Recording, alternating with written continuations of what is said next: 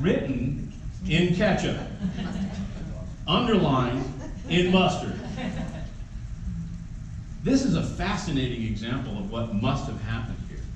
Now, before I get into that, just think if you were the owner of this restaurant and you saw this on Facebook that night, or one of your friends called you and said, "Hey Joe, I saw your restaurant on Facebook." "Oh, cool, what did someone say?" "Well," what's interesting about this, and we have no reason to believe this is not true, they had time to write this in ketchup. And they had time to underline this in mustard.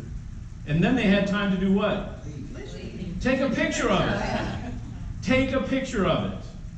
And then post it later. And nobody came to serve them. Now, if we called your law firm, what kind of response would we get? What kind of treatment would we get? Would you have ketchup on your table?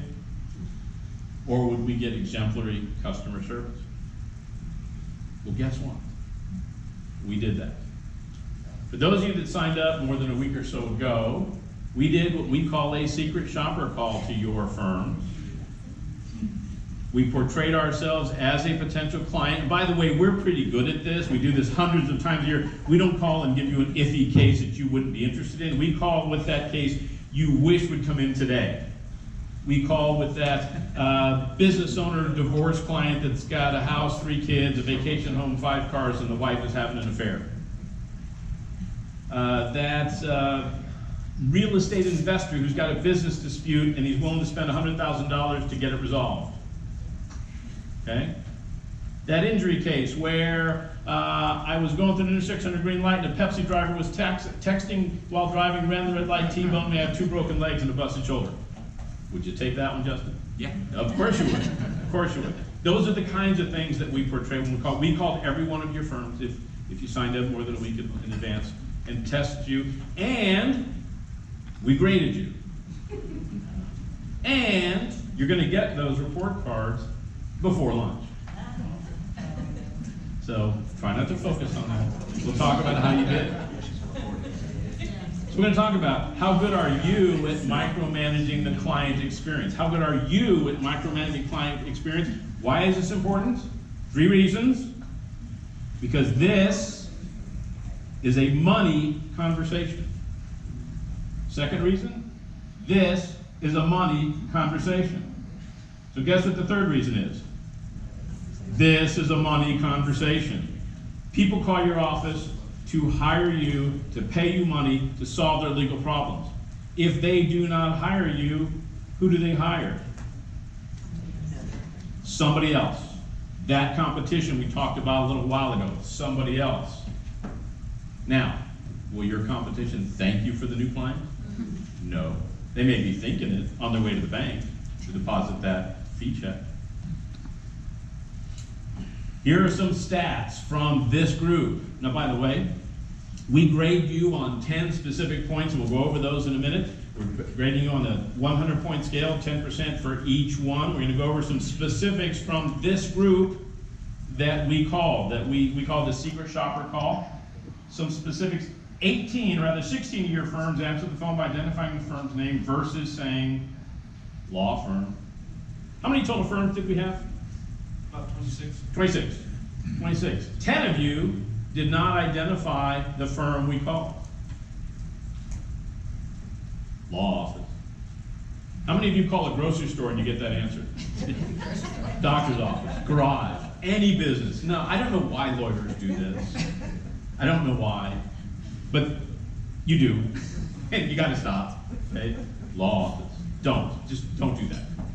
Or as my 13-year-old says, no, stop. That's a whole statement, by the way. No, stop.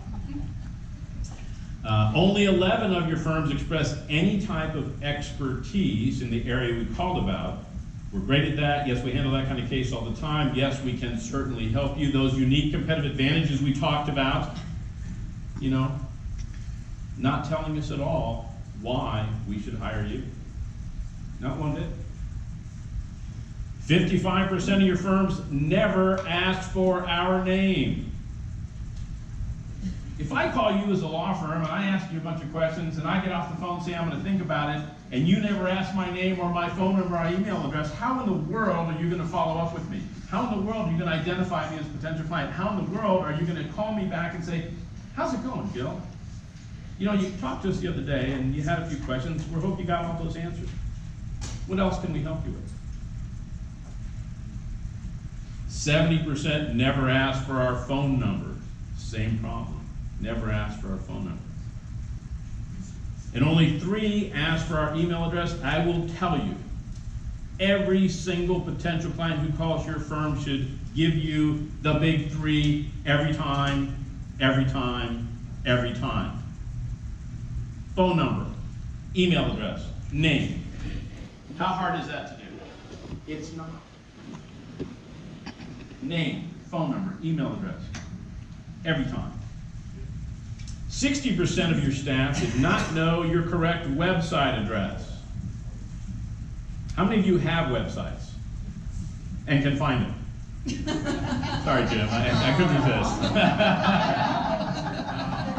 By the way, just so you know, I secret shopped Jim's firm. She did outstanding. Gave me your website. I couldn't find it either. Maybe she knew the address. She knew the web address. It just wasn't there. 60% of your staff do not know the correct website address without having to put us on hold or look it up. You spend good money, a lot of hard work to get an identifiable web presence. Your staff has to know where that is and how to get to you.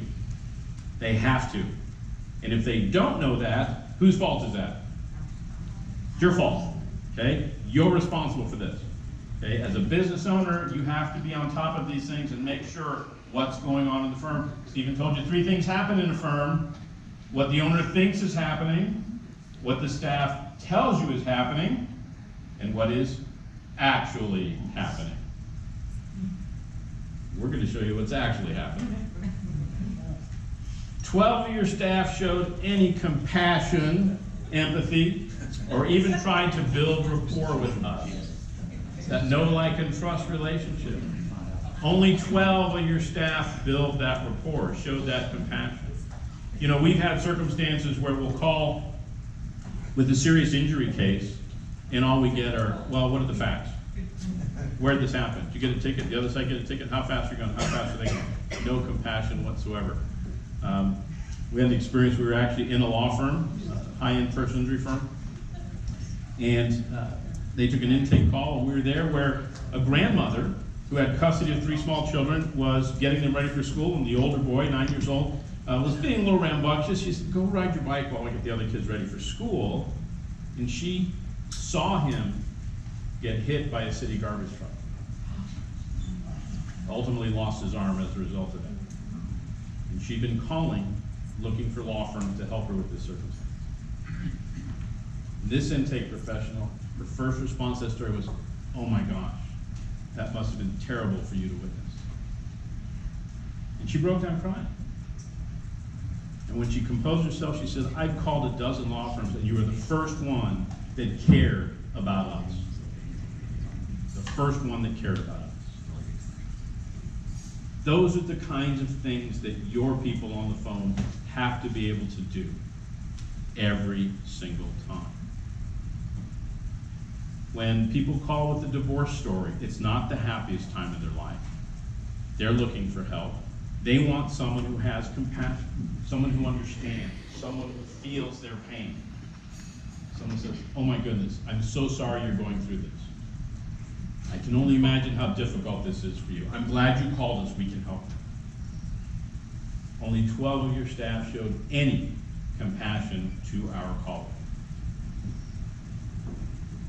Only 20% of your firms offered any kind of unique competitive advantage, which answers the question, why should I hire you? Look, people have options. We went through some of those. People have choices.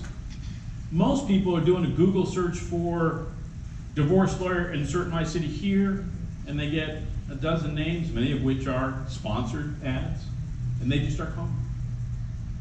If they don't know you, if they're not a direct referral to you, they don't know you from anybody. So if you don't